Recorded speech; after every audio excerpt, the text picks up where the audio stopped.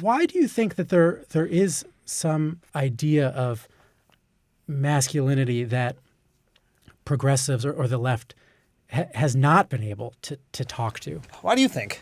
I think there are simpler and less complicated ideas of masculinity that are often sort of put forward on those kinds of shows that are sort of more approachable and maybe more familiar to a lot of men. You know, when Joe is bringing somebody on, he's only bringing them on to ask him the things that he's curious about. Yeah. He's not going, I have to ask him these questions to make sure the interview's balanced so that my audience doesn't think that I was doing a puff piece, whatever. So what I think is people prefer in general more genuine conversations, which is more curiosity-based conversations, instead of, I already know how I feel about you, and I'm going to prove to my audience that I'm right the way I feel about you. And I think what happens to that is, yeah, your audience that agrees with you will like it, but you can't bring everybody in.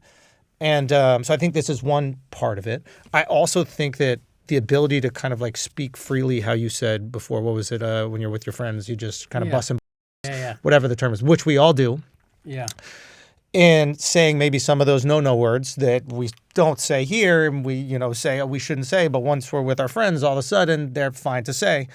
So once you see those conversations on a podcast that way more similarly reflect your life than what has existed in establishment media, it's not surprising that people would gravitate towards the thing that they relate to. So to me, it's just, and corporate media needs to, and I feel like it's already happening, like this conversation is like a version of that, where it's like they just need to make the adjustment to the new marketplace.